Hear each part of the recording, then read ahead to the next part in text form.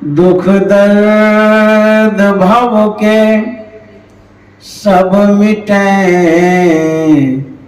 सतगुरु चरण नित से ये दुख दर्द भव के सब मिटे, सतगुरु चरण नित से ये गुरु भक्ति बिन कछु ना बने, मैं ही सकल संतन कही, गुरु भक्ति बिन कछु ना बने। श्री सद्गुरु महाराज की जय। परमाराध्य सद्गुरु महाराज गुरुदेव महर्षि संत सेवी परमहंस जी महाराज, सम्माननीय स्वर्गीय किशनलाल अग्रवाल बाबू, गुरु भक्ति ने बीना माता जी, कोलकाता में उपस्थित सत्संग प्रेमी महानुभावों, माता एवं बहनों, आज 5 मार्च 2024 ईस्वी है, मंगलवार का दिन है। हम लोग सम्माननीय किशनलाल अग्रवाल बाबू की पुण्यतिथि में उपस्थित हैं। इनका देहावसान 28 फरवरी 2024 ईस्वी को हुआ दिन में। जैसा कि ज्ञात कराया गया है, जो जानकारी मुझे मिली है उसी के अनुसार मैं बता रहा हूं। अभी हम लोग बीना माता से उनकी विशेषता, आदरणीय किशनलाल अग्रवाल बाबू की विचारधारा को सुन रहे थे। किस विचार के थे, कैसा पारिवारिक जीवन में व्यवहार करते थे, सामाजिक जीवन में किस तरह से बोलचाल करते थे, बातचीत करते थे, रहते थे। मैंने भी बड़े करीब से उन्हें देखा है। सौभाग्य कहिए, मैं 23 फरवरी को इसी आवास पर था। प्रातःकाल 6 बजे मुझे दिल्ली के लिए जाना था, फ्लाइट पकड़ना था। आदरणीय किशन बाबू के करीब गया, बातचीत किए, हाल समाचार लिए और बड़े खुश थे, प्रसन्न मुद्रा में थे। मैंने कहा भी कि मैं अखिल भारतीय सत्संग में जा रहा हूं, तो बड़े मुस्कुरा करके कहने लगे कि मैं आपको क्या कह सकता हूं, आप जाइए सत्संग में, बहुत खुशी की बात है। तो बातचीत करके मिल करके मैं 23 फरवरी को गया वृंदावन, वहां का सत्संग संपन्न किया। फिर दिल्ली आया, दिल्ली में भी कई दिन का गाजियाबाद में सत्संग था। वहां से मैं अयोध्या आ गया। सूचना मुझे मिली कि शरीर शांत हो गया है। मैं भी स्तब्ध रह गया। मुझे भी लगा कि ये क्या हो गया। जबकि मैं अभी मिलकर के आया तो बड़े प्रसन्न थे, अच्छे लग रहे थे, जबकि अस्वस्थ चल रहे थे। लेकिन उनके अंदर की जो हिम्मत कहिए, कॉन्फिडेंस, आत्मबल बहुत था। अस्वस्थ अवस्था में भी प्रसन्न रहते थे, बोलते चलते रहते थे, लड़खड़ाए हुए नजर नहीं आए। उनके अंदर में मैंने जो देखा, तो मैं अयोध्या से आज कलकत्ता आ गया हूं और किशन बाबू के स्मृति दिवस को मनाने आया हूं, पुण्यतिथि को मनाने आया हूं। उनका जो श्राद्ध का कार्यक्रम है उस पर सत्संग करने आया हूं। इस अवसर पर उपस्थित आप सबों को मैं साधुवाद देता हूं, क्योंकि आप लोग उनको याद करने के लिए उपस्थित हुए हैं, उनके विचारधाराओं को जानने के लिए उपस्थित हुए हैं और श्राद्ध में उपस्थित हुए हैं। 28 फरवरी को वो हम लोगों के बीच से गए हैं। यह संसार नश्वर है, विनाशी है, समाप्त होने वाला है। जो कोई इस संसार में आते हैं कुछ दिनों तक रहते हैं, फिर चले जाते हैं। कहाँ जाते हैं सर्वसाधारण को पता नहीं है कि कहाँ जाते हैं, लेकिन संत और शास्त्र का कथन है कि जैसा आप कर्म करते हैं तदनुरूप आपको स्थान मिलता है। कर्म के अनुरूप हमें जगह मिलती है, जन्म मिलता है, योनि मिलती है। तो हमारे किशनलाल बाबू ने जो कर्म किया, जैसा कि हम लोग सुन रहे थे, बड़े कर्मठ कर्मयोगी थे। अपने कारोबार, रोजगार, व्यापार के प्रति बड़े सजग रहते थे, सावधान रहते थे और समय पर कार्य को संपादित भी किया करते थे। जाते जाते इस परिवार को कुछ सीख दे करके गए कि अपने काम को नियत समय पर संपादित करो और ईमानदारी से काम करो। जीवन पर्यंत उन्होंने यही सिखाया है। इस तरह से उनके भौतिक जीवन को देखा गया है। आध्यात्मिक जीवन में भी जो मैंने परखा है, पहचाना है, देखा है, उस दृष्टि से कह सकता हूं कि जब जब मैं उनके करीब में आया, जहां भी भेंट हुई, प्रायः कलकत्ता के आवास पर तो भेंट हो ही जाती थी, उनके अंदर में बड़ी अच्छी जिज्ञासा होती थी। मैंने देखा है आध्यात्मिक जिज्ञासा करते थे, ईश्वर के विषय में, कर्म के विषय में, धर्म के विषय में। जो आध्यात्मिक जिज्ञासा होनी चाहिए वो सब रखा करते थे। मैं अपने ज्ञान के आधार पर उन्हें समझाता था, कहता था, बुझाता था। मेरी बातों को सुनकर के बड़े प्रसन्न होते थे, खुश होते थे और उन्होंने बड़ा सम्मान भी दिया मुझे। जब भी मैं उनके करीब में आया, बहुत अच्छे ढंग से सम्मानित उन्होंने किया है। तो साधु सेवी भी थे, साधु महात्मा का सत्कार सम्मान भी करते थे और अध्यात्म से जुड़े हुए थे। इस आवास में गुरु भक्ति बीना माता ने जो तपस्या की है, इन्होंने जो साधना की है, उस साधना में किशन बाबू ने सहयोग किया है, हेल्प किया है, मदद किया है। अन्यथा और विचारधारा के यदि लोग होते तो साधना में व्यवधान उत्पन्न करते, बड़ी कठिनाई होती।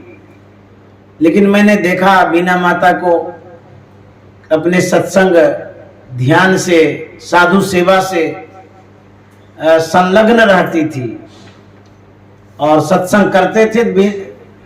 किशन बाबू भी खुश रहते थे, प्रसन्न रहते थे, कहीं किंतु परंतु की बात नहीं होती थी। तो उनके स्वभाव को देखा गया, वो बहुत सहयोग करते थे। तो हमारे किशन बाबू बड़े अच्छे सत्संग प्रेमी भी थे। मैं जो इस बार 23 फरवरी को आया था उसके पहले भी आया था। संजोग ऐसा लगा था आने का तो मैं आ गया, क्योंकि मुझे रायपुर जाना था, उसी क्रम में आ गया था। उस समय भरपूर बातचीत हुई थी किशन बाबू से, चर्चा हुई थी अध्यात्म पर, तो बातचीत करके गए थे। तो इस तरह से उनकी अभिरुचि को जो मैंने देखा, सत्संग के प्रति, साधु सेवा के प्रति बड़ी अच्छी थी।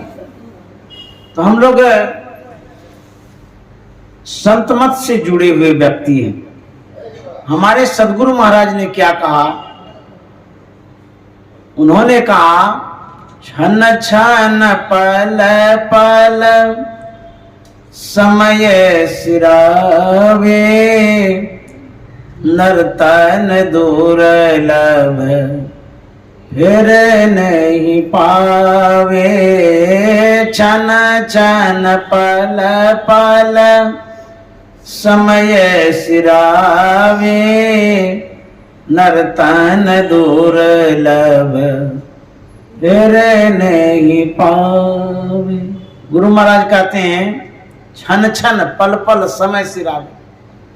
सिराने का मतलब होता है समाप्त होना। समय कैसे बीतता है वही गुरु महाराज बतलाते हैं। एक एक क्षण बीतते जा रहा है, समाप्त होते जा रहा है। नर्तन दुर्लभ फिर नहीं पावे। ये जो मनुष्य का शरीर है यह भी समाप्त होते जा रहा है। जीवन थोर भया भव भोर, कहां धन जोर करोड़ कमाए। यह जीवन बड़ा थोड़ा है। अब थोड़े से जीवन को लेकर के आए हैं, इसी जीवन से संसार भी बनाना है और परमार्थ भी बनाना है। तो गुरु महाराज कहते हैं समय तो बीतते जा रहा है, एक एक क्षण जा रहा है और शरीर भी बीतते जा रहा है। यह शरीर क्षण क्षण घटता है। यह शरीर कैसा था, कैसा है और कैसा हो जाएगा। तो कहते हैं कि यह शरीर एक दिन जन्म हुआ, इस शरीर का जन्म हुआ, पला बढ़ा, उसके बाद वृद्धावस्था में आ गया, उसके बाद अब यहां से जाने का समय हो गया। यह नियति है, ध्रुव निश्चित है कि आए हैं सो जाएंगे। राजा रंग फकीर, एक सिंहासन चढ़ी चले एक बंधे जात जंजीर। जो भी आए हैं सब जाएंगे। चाहे कितना भी धन आपके पास हो उसको छोड़ना पड़ेगा, कितना भी बड़ा परिजन हो उसे भी छोड़ना पड़ेगा।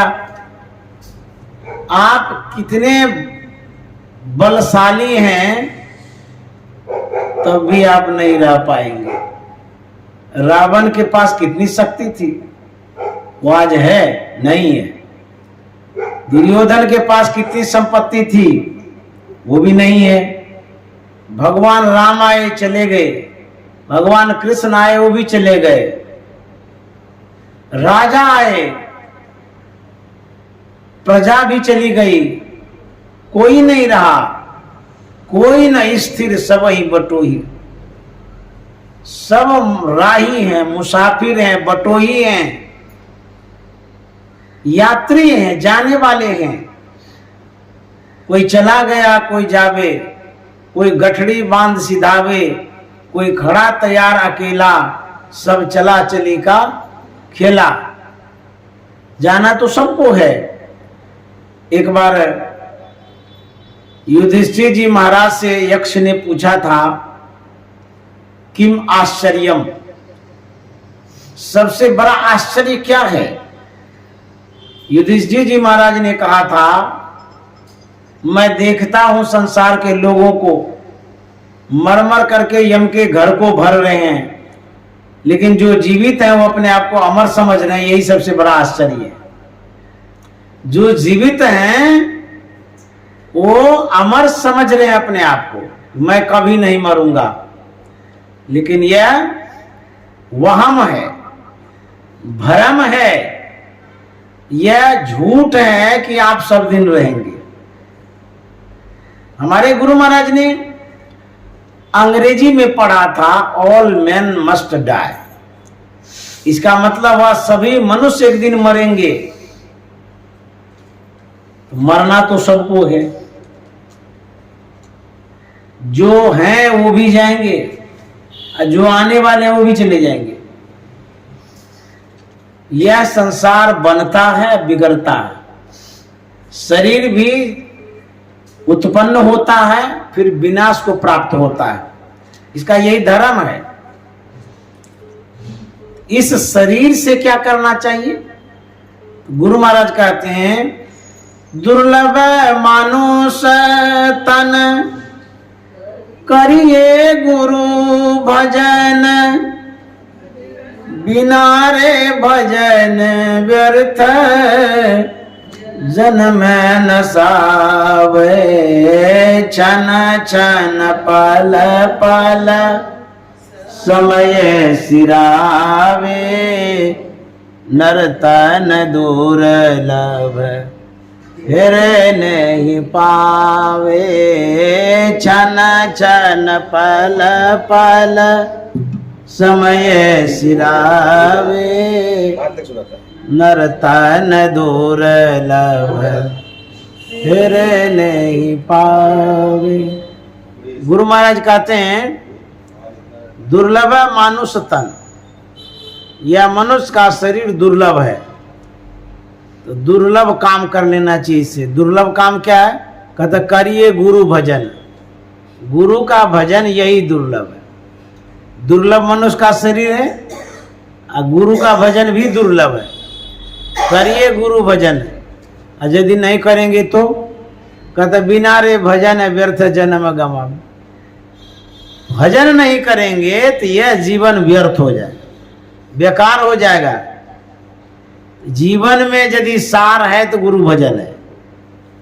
इसी से लोग नफरत करते हैं, गुरु भजन से ही दूर रहते हैं, और भोजन में भरपूर रहते हैं, भजन से दूर रहते हैं। और जबकि यही साथ जाएगा, भजन धन ही आपके साथ जाएगा, भौतिक धन साथ नहीं जाएगा। लेकिन इसी में सब लगे हुए हैं। एक महात्मा अपने जजमान के यहाँ गए। जैसे ही जजमान सामने में आया, महात्मा ने पैर पकड़कर प्रणाम किया। वह गृहस्थ बड़ा लज्जित हुआ और उन्होंने तुरंत पैर पीछे किया और कहा कि महाराज आप उल्टी गंगा बहाते हैं। अरे आप महात्मा हैं, त्यागी हैं, वैरागी हैं। हम गृहस्थों का पुनीत धर्म है कि महात्मा का सम्मान करें, प्रणाम करें, आदर सत्कार करें, और आप ही हमको प्रणाम करते हैं। तो महात्मा ने कहा, तुम कहते हो कि हम त्यागी हैं, हमसे भी बढ़कर के तू बड़ा त्यागी है। बोले ऐसा कैसे बोलते हैं आप? हम लोग तो गृहस्थी हैं, हम त्यागी कैसे हो सकते? विरक्त आप हैं, त्यागी आप हैं। बोले हम त्यागी हैं, लेकिन हमसे भी बढ़कर के तुम त्यागी है। बोले सो कैसे? महात्मा ने कहा, हम तो उसको त्यागे हैं जिसको त्यागना चाहिए, तुमने तो उसको त्याग दिया जिसको त्यागना नहीं चाहिए। अर्थात हमने सांसारिक भौतिक वस्तुओं का परित्याग किया है और तुमने तो परमात्मा को ही त्याग दिया है। तो सबसे बड़े परमात्मा होते हैं, सबसे बड़े त्यागी तो तुम ही है। परमात्मा का त्याग तुमने किया है, हम तो संसार का त्याग किए। उसी तरह से जो संसार के लोग हैं वो परमात्मा को ही त्याग दिए। तो सबसे बड़े त्यागी संसार के ही लोग हैं। तो संत महात्मा कहते हैं कि जिस का आपने परित्याग किया है उसी से आपका काम बनेगा। अर्थात भगवत भजन करिए, यही जीवन में आपको सहयोगी बनेगा, साथी बनेगा। आज हमारे बीच किशन बाबू नहीं हैं, उनके साथ क्या क्या गया है। किसी ने रुपया दिया है साथ में ले जाने के लिए, बेटा ने दिया कि बेटी ने दिया कि परिवार ने दिया, कोई दिया? एक भी पैसा नहीं दिया साथ में। उन्होंने कितना कमाया, जमा किया? कोई दिया ही नहीं। तो कहेंगे यदि देते तो वो ले जाते थोड़ो, वो तो चिता पर जाकर के सब कुछ भस्म हो जाता है, यहां तक कि शरीर समाप्त हो जाता है, चिता पर जल करके राख हो जाता है। जब भौतिक संपदाओं को साथ कोई नहीं ले जाता है, उस भौतिक संपदाओं में ही लग करके जो अनमोल तन है उसको क्यों गंवा देते हैं।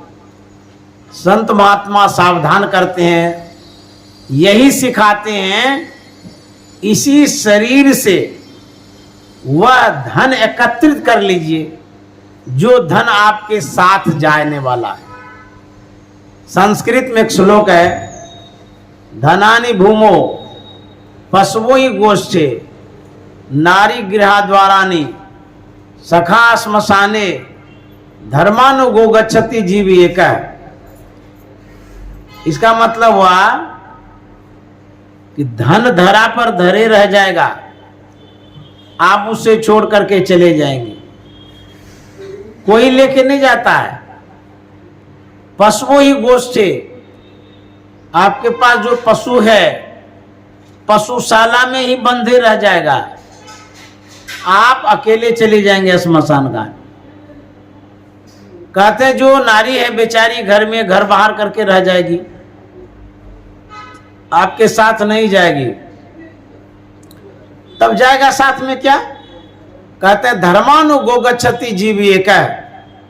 जीव के साथ जाता है धर्म और अधर्म, दोनों चीज जाता है। धर्म भी जाता है, अधर्म भी जाता है, शुभ भी जाता है, अशुभ भी जाता है। आपने जो कुछ एकत्रित किया है, स्टोर किया है, जमा किया है, एकत्रित किया है, वही साथ में जाएगा। आप यहां से दिल्ली जाते हैं, बम्बई जाते हैं, मद्रास जाते हैं, साथ में कुछ धन लेके जाते हैं ताकि वह धन आपका सहायता कर सके।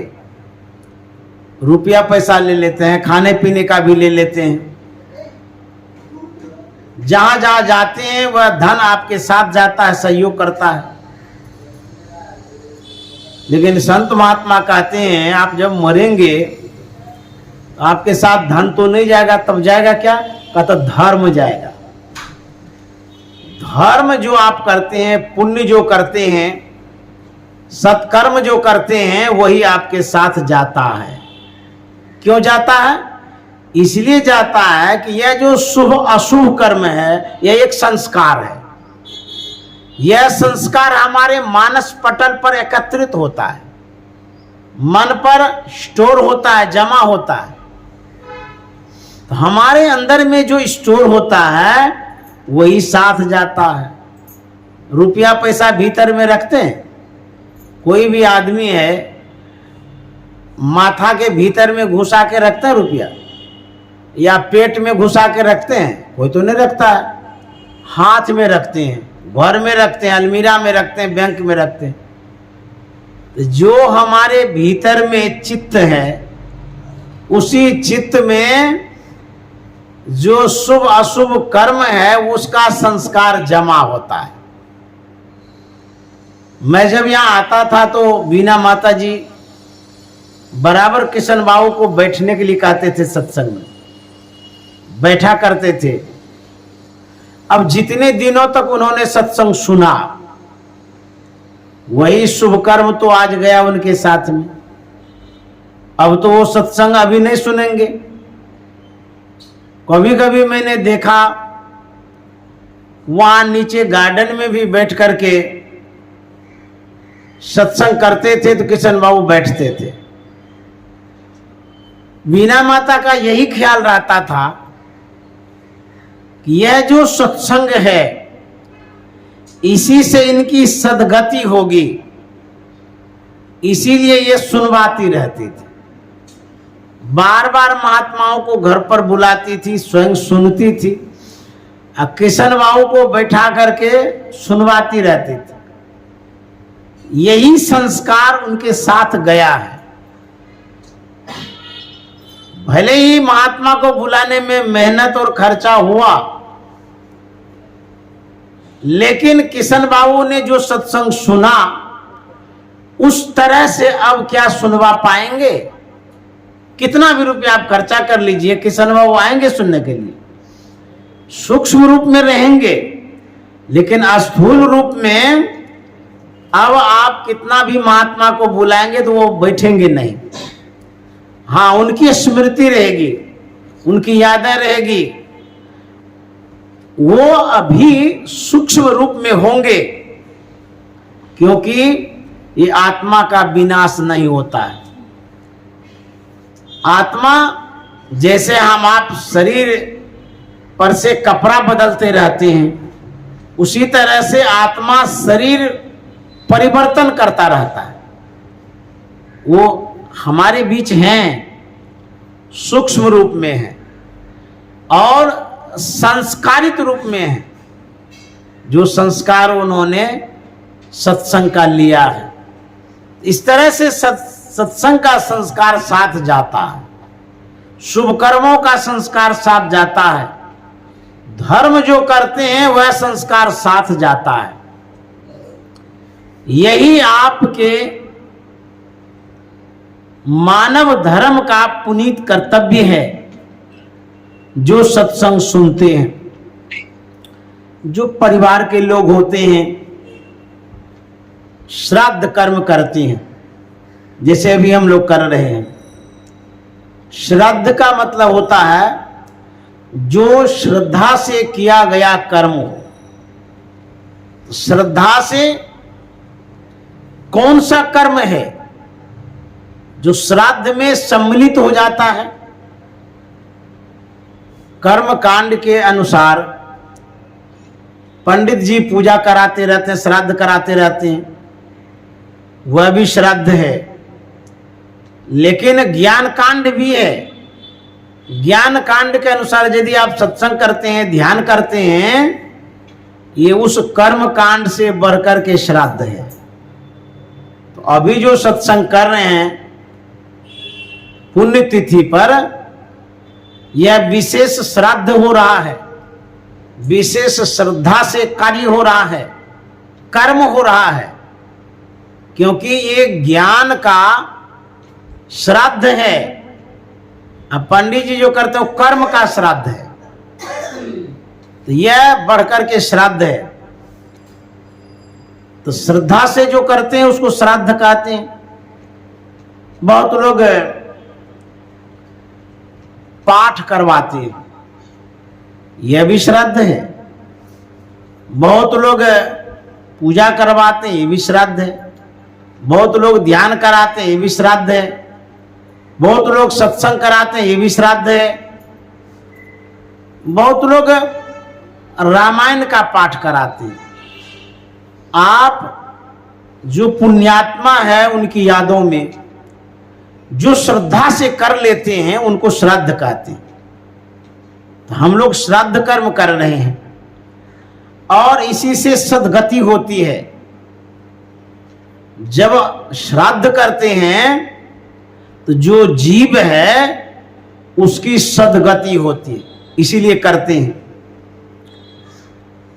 तो आज हम लोग श्राद्ध में सम्मिलित हैं। जो जिस तरह का कर्म करता है उसको किस तरह का लोक मिलता है, एक कथा के माध्यम से मैं कहना चाहूंगा। एक महात्मा किसी शहर होकर के जा रहे थे। वहां एक वेश्या अपने दाई से संबोधन कर रही थी, समझा रही थी, कह रही थी कि फलाना आदमी जो मरा है जाकर के पता लगाओ कि वो स्वर्ग गया कि नरक गया। यह सुनकर के महात्मा चकित हो गए, आश्चर्य में पड़ गए।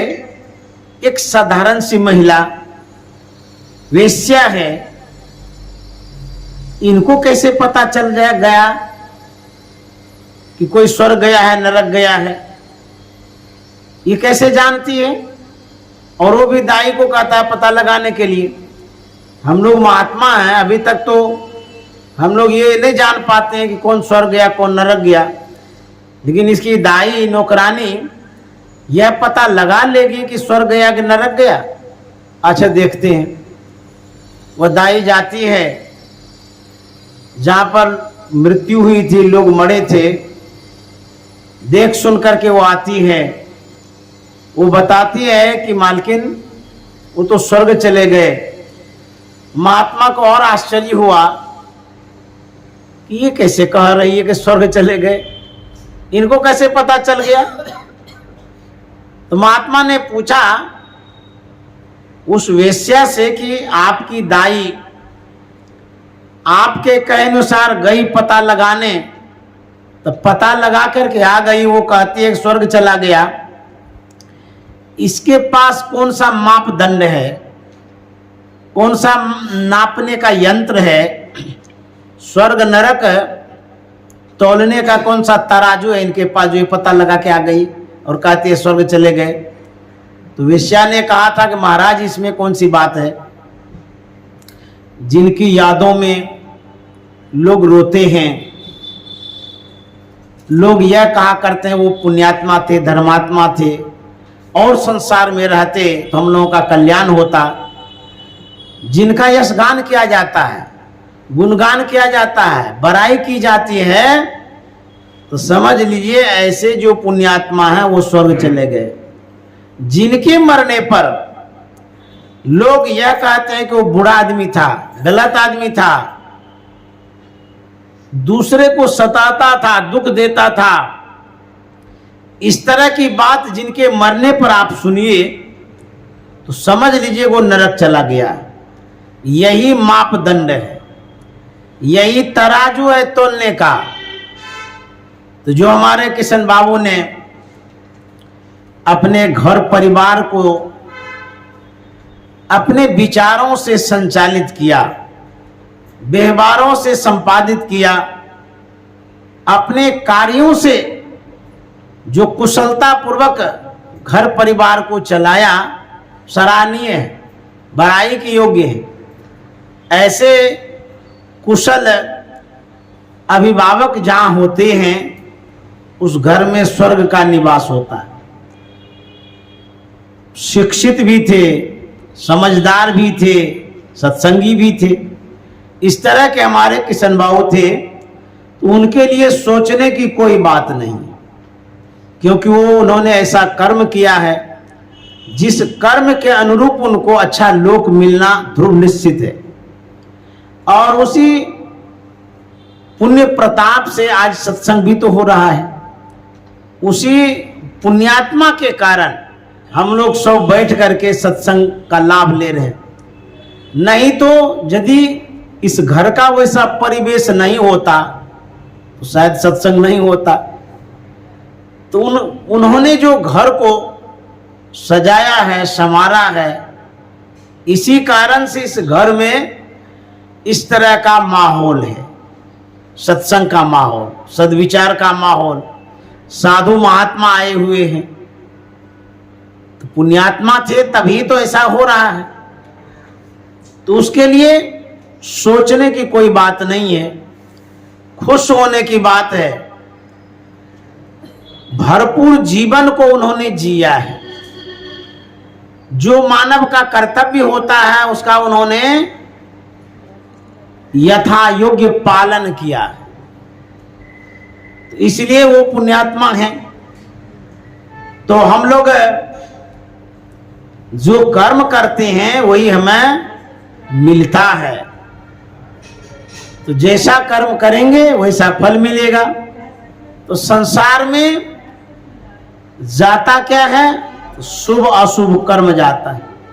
हमारे गुरु महाराज जब अंतिम घड़ी में थे उस समय उन्होंने क्या कहा था? सुकृत कर ले, नाम सुमर ले, हो जाने कल की, जगत में खबर नहीं पल की। शुभ कर्मों को करिए, और सबसे बड़ा शुभ कर्म क्या है? कहता नाम सुमर ले। नाम कौन सा नाम? जो संत सदगुरु बतलाते हैं, संत महात्मा जो नाम लेने के लिए कहते हैं वही नाम। परमात्मा का जो नाम है, वास्तविक नाम, वह नाम ले लीजिए, यही सबसे बड़ा शुभ कर्म है। हो जाने कल की, जगत में खबर नहीं पल की। कल का क्या ठिकाना है? कल का सूरज देखेंगे कि नहीं देखेंगे, किसी को पता नहीं है, क्योंकि काल अचानक मार सी ज्योति तर को बाज, अचानक मृत्यु हो जाती है, संसार से चले जाते हैं। इसलिए गुरु महाराज ने कहा कि नाम सुमर ले, यही नाम आपको भवसागर से पार करेगा। गोस्वामी जी ने कहा है, राम जपू राम जपू राम जपू बाबरे, घोर भव नीर निधि नाम निज नावरे। राम जपू राम जपू राम जपू बाबरे, घोर भव नीर निधि नाम निज नावरे। देखिए गोस्वामी जी क्या कहते हैं? अरे बाबरे, पगले, नाम ले लीजिए भगवान का, राम का नाम ले लीजिए। ये नाम क्या है? कहता है ये निज नाव है। जैसे कोई पार होना चाहता है नदी से, गंगा से, सागर से, तो अपनी नाव जिनके पास है, अपने मनो अनुकूल वो पार हो सकता है। जब मन चाहेगा तब पार हो सकता है, उसको पूछने की आवश्यकता नहीं है, नाव खोजने की आवश्यकता नहीं है। तो अपनी नाव है, बैठिए और पार हो जाइए। तो गोस्वामी तुलसीदास जी महाराज कहते हैं, यदि भवसागर से पार होना चाहते हैं तो भगवान का नाम ही नाव है, निज नाव। राम जपू राम जपू राम जपू बाबरे, घोर भव नीर निधि नाम निज नावरे। राम जपू राम जप राम जपू बाबरे। कहते हैं नाम ले लीजिए भगवान का। यही नाम जो है अपनी नाव है, इस नाम को लेने से भवसागर से पार हो सकते हैं। और कबीर साहब ने क्या कहा? नाम हरि का जप ले बंदे, फिर पीछे पछताएगा। नाम हरि का जप ले बंदे, फिर पीछे पछताएगा। तू कहता है मेरी काया, काया का गुमान क्या, चांद सा सुंदर ये तन तेरा क्या होगा? मिट्टी में मिल जाएगा। चांद सा सुंदर ये तन तेरा मिट्टी में मिल जाएगा।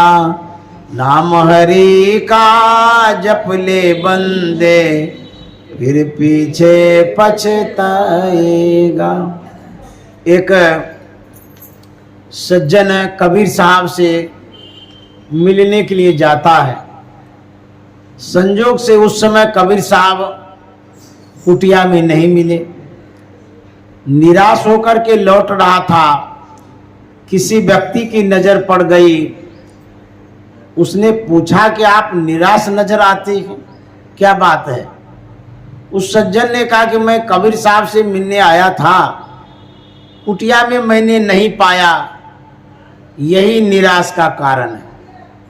उस व्यक्ति ने कहा कि अरे आप निराश मत होइए, कबीर साहब चले गए श्मशान घाट, वहां पर किसी का दाह संस्कार कार्यक्रम कर रहे हैं, पास में ही श्मशान घाट है, जाकर के मिल लीजिए। उस सज्जन ने कहा कि मैंने तो कभी देखा ही नहीं कबीर साहब को, वहां तो सैकड़ों लोग होंगे, पहचानेंगे कैसे? उस व्यक्ति ने कहा कि जिनके सिर पर उजली टोपी होगी वही कबीर साहब होंगे। बोले हाँ, तब तो पहचान जाएंगे। वह व्यक्ति विश्वास करके श्मशान घाट पहुंचता है। वहां के नजारा को जब देखा तो बड़े अचंभित हो गए। उन्होंने देखा कि जितने वहां पर श्मशान घाट में हैं सबके सिर पर उजली टोपी है। बोला बड़ा विचित्र बात है। वो आदमी बोला कि जिनके सिर पर उजली टोपी होगी वही कबीर साहब होंगे, यहाँ तो सबके ऊपर, सबके सिर पर उजली टोपी है, क्या इतने कबीर साहब हैं? वही तो एक कबीर साहब होंगे, लेकिन सबके सिर पर उजली टोपी है। अब पूछूं तो किन से? उसने सोचा कि अच्छा थोड़ी देर ठहर जाते हैं, जब यह कार्यक्रम दाह संस्कार का पूर्ण हो जाएगा किसी से पूछ लूंगा। जब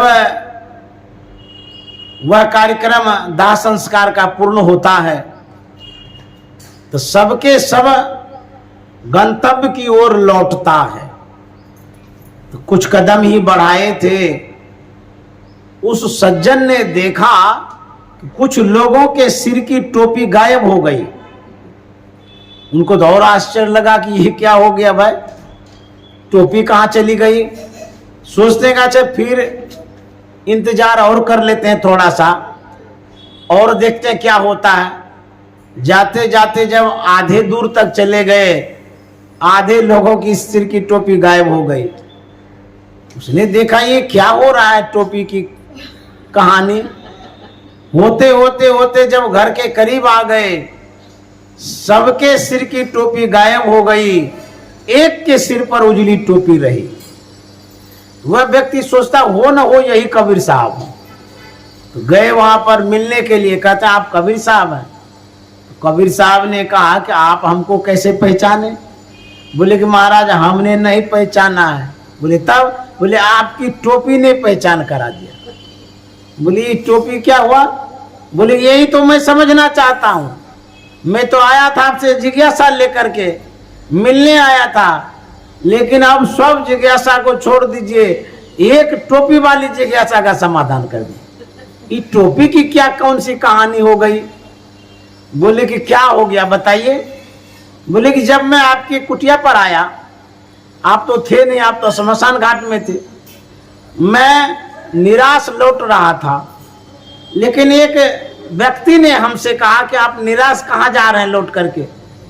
बोले मैं कबीर साहब से मिलने आया था, लेकिन वो तो है नहीं, अब मैं घर जा रहा हूं। उन्होंने कहा घर मत जाइए, कबीर साहब श्मशान घाट गए हैं, पास में ही है, उनसे मिल लीजिए। तो मैंने कहा कि उनको हम पहचानते नहीं, मिलेंगे कैसे, वहां तो सैकड़ों आदमी होंगे। उस व्यक्ति ने कहा पर उजली टोपी होगी वही कबीर साहब होंगे। तो महाराज मैं विश्वास करके श्मशान घाट गया, लेकिन जैसे ही वहां पहुंचा देखा सबके सिर पर उजली टोपी है। तो ये उजली टोपी तो थी वहां, लेकिन घर आते आते टोपी कहां गायब हो गई, इसी को थोड़ा सुलझा दीजिए, ये टोपी की जो घटना घटी है। तो कबीर साहब ने कहा यह जो टोपी है ये बैरागी की टोपी है। जब किसी की मृत्यु होती है, श्मशान घाट जाते हैं, जिस समय दाह संस्कार क्रिया होती है, जलते हुए लाश को देख करके जो वहां उपस्थित होते हैं उनके मन में यही होता है कि कितने बड़े आदमी थे, जल करके राख हो रहे हैं। बड़े सेठ थे, साहूकार थे, पैसे वाले थे, जमींदार थे, करोड़पति थे, वो जल करके राख हो रहे हैं, हम लोग भी एक दिन जल जाएंगे। यह देख देख करके, सोच सोच करके मन में वैराग्य होता है। वैराग्य होता तो है, लेकिन जब तक दाह संस्कार की क्रिया होती रहती है, वैराग्य चरम सीमा पर होता है। जैसे ही दाह संस्कार की क्रिया पूरी हो जाती है, धीरे धीरे धीरे वैराग्य भी वहीं जल करके राख हो जाते हैं। उसके बाद जैसे घर लौटते हैं, वही घर घर की कहानी, क्या समाचार है, कैसे हैं, बाल बच्चा कैसा है, कारोबार कैसा है, यह भी व्यक्ति भूल जाता है कि किसी को अभी जला के आए हैं। यही विडंबना है। घर आते आते उस व्यक्ति को पूरा भूल जाता है कि अभी जला करके आए हैं। लेकिन जो संत होते हैं, साधु होते हैं, साधक होते हैं, उसके अंदर में वैराग्य होता है। जैसा वैराग्य स्मशान घाट में होता है, वैसा ही वैराग्य घर पर भी होता है, समाज के बीच में होता है, परिवार के बीच में होता है। यत्र तत्र वो जहां रहते हैं, वैराग्यवान वो होते हैं, वैराग्य की अवस्था में होते हैं। इसीलिए संत महात्माओं की जो वैराग्य की टोपी है, वो कभी गायब नहीं होती है, वैराग्यवान होते हैं। तो वही ये टोपी है। सबकी टोपियां तो चली गई, अर्थात सबका वैराग्य जो है ना भस गया पानी में, जल गया उधरे। और जो साधक हैं, साधु हैं, त्यागी हैं, वैरागी हैं, उनके मन में यही होता है तो कल मर जाएंगे, यह वैराग्य मन में होता रहता है। ये संत महात्मा के पास वैराग्य की टोपी है। डर करनी डर परम गुरु, डर पारस डर सार, डरत रहे सो उबरे, गाफिल खावे मार। डरिए। संत महात्मा कहता जो डरता है वही तरता है, जो नहीं डरता है वो नहीं तरता है। इसलिए डरना चाहिए। किससे? मौत से। एक दिन मृत्यु हो जाएगी, डरना चाहिए। एक दिन संसार से चले जाएंगे। मैं तो कभी कभी यह भी कहा करता हूं कि सबसे बड़ा पुण्य काम यही है कि मौत को याद करिए। कहेंगे महाराज ऐसे कैसे बोलते हैं, ये मौत को याद करना अच्छी बात है, ये तो अशुभ वाली बात है। तो मैं कहता हूं सबसे शुभ वाली बात यही है, जो डरता है वो पाप नहीं करता है, जो डरता है वो पुण्य करने की ओर बढ़ता है। जब आप हवाई यात्रा करते हैं, मान लिया जाए जो जहाज है वो क्रैश होने वाला है, एक्सीडेंट होने वाला है, आपको पायलट कह देता है कि अंतिम में भगवान को याद कर लीजिए, अब राम नाम सत्य हो जाएगा। क्या उस समय कुछ याद रहता है कि बैंक बैलेंस चेक करेंगे, कोई गलती करेंगे उस समय, किसी को दुखाएंगे, कुछ नहीं करेंगे, उस समय भगवान नहीं याद आएगा। तो जब डरते हैं तब ना भगवान याद आता है। दुख में सुमरन सब करे, सुख में करे न कोई, जो सुख में सुमरन करे तो दुख का एक हो। तो दुखे में सब याद करते हैं। इसीलिए कहते हैं डरिए मौत से। एक दिन इस संसार से चले जाएंगे, संसार छूट जाएगा, संसार में जो कुछ भी है वो भी छूट जाएगा। इसीलिए संत महात्मा कहते हैं कि संतोष परमम सुखम, संतोष रखिए। ये संतोष धन जो है सभी धन से बढ़कर के है। गोधन, गज धन, बाज धन और रतन धन खान, जब आवे संतोष धन, सब धन धूरी समान। इसीलिए संतोष रखिए, साधना करिए, सत्संग करिए। जो परमात्मा ने दिया है काफी है। इस मनुष्य शरीर को जो भौतिक संपदा है उसके लिए तो लगाना ही है, छोड़ने तो नहीं कहेंगे। जमा करिए और उसके बाद साधन भजन सत्संग रूपी धन भी जमा करिए। यदि आप वन साइडेड हो जाते हैं, सिर्फ भौतिकवादी कहलाते हैं, जब मृत्यु होगी तब होगा, बड़ा दुखदाई होगा। इसीलिए जिंदगी सुधार बंदे, यही तेरो काम है। जिंदगी सुधार बंदे, यही तेरो काम है। जिंदगी सुधार बंदे, मानुष की देह पाई, हरि से नेह लाई। मानुष की देह पाई, हरि से नेह लाई। विषयों के जाल माही, हसिया निकाम है। जिंदगी सुधार बंदे, अंजुलि के नीर जैसे, जबत शरीर तैसे। अंजुलि के नीर जैसे, जबत शरीर तैसे। धैर्याव धीर कैसे, बीतत तमाम है। जिंदगी सुधार बंदे, यही तेरो काम है।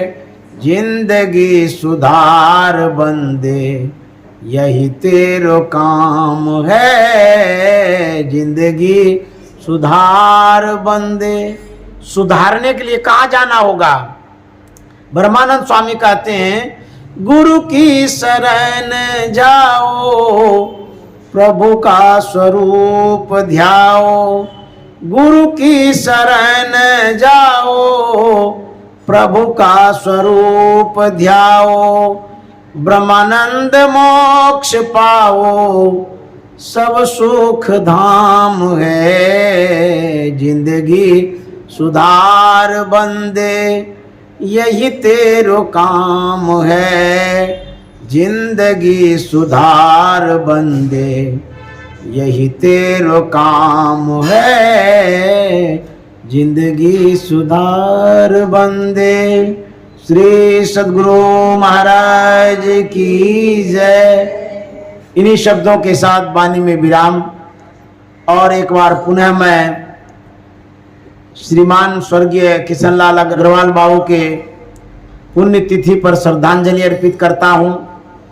और आप जो श्रोता इस यज्ञ में सम्मिलित हुए, इस पुण्य तिथि पर उपस्थित हुए, आप लोगों को भी बहुत बहुत साधुवाद है, धन्यवाद है। और भी जो समय है, उन समयों पर आप अपनी सहमति अवश्य दर्ज करें। यही आप लोगों की सेवा होगी और उनके प्रति श्रद्धांजलि होगी। तो आप लोग समय समय पर इस यज्ञ में सम्मिलित होते रहें, यही आप लोगों का बहुत बड़ा सहयोग होगा। श्री सद्गुरु महाराज की जय।